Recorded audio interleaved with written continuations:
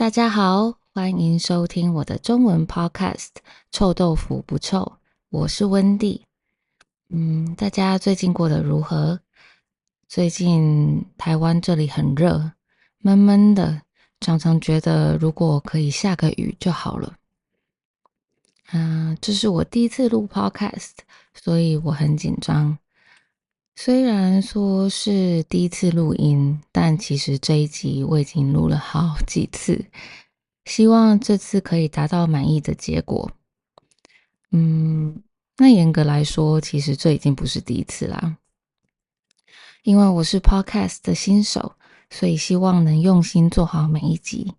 如果大家觉得我说的太快、太难理解，请多包容，也不要犹豫告诉我哦。在正式开始之前，我想先和大家说一声，不管你在哪个时区，早安、午安或是晚安。因为这是臭豆腐不臭非正式的第一集，我想大家对我应该都还不太熟悉，那我就简单自我介绍一下。我来自台湾的南部，22岁时到欧洲留学工作，在荷兰一待就待了将近7年。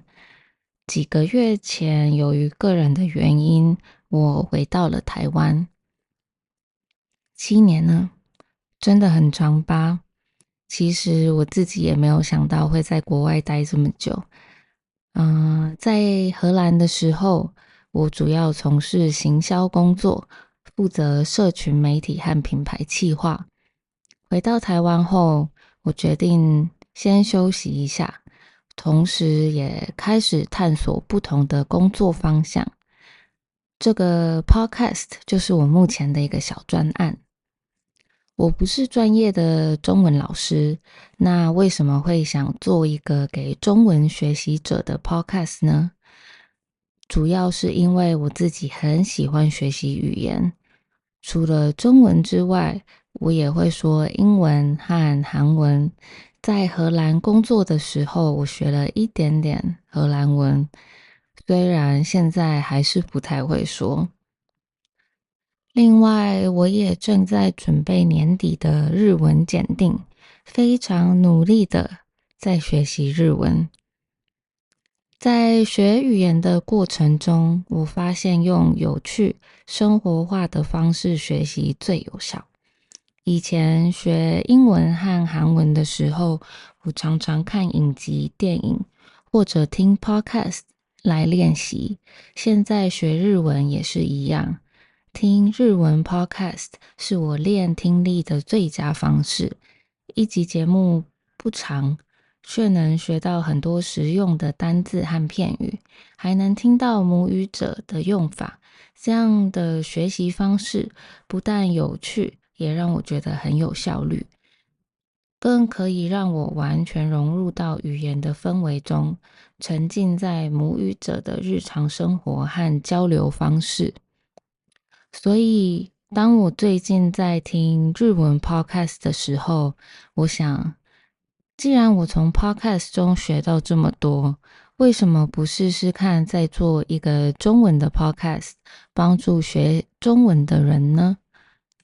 再加上我一直喜欢创意发想和内容制作，podcast 一直是我想尝试的领域。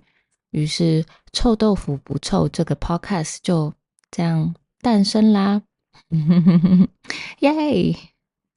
透过臭豆腐不臭，我想分享台湾文化和我的日常生活。每集大约10分钟，我会用中文和大家聊聊各种有趣的主题，并把逐字稿放在节目介绍中。希望我的 podcast 能帮助你们提升中文能力，也让你们更了解台湾文化。谢谢你们收听我的第一集，虽然只是简单的介绍，但希望你们会喜欢。如果有任何想听的主题，非常欢迎留言或寄信告诉我。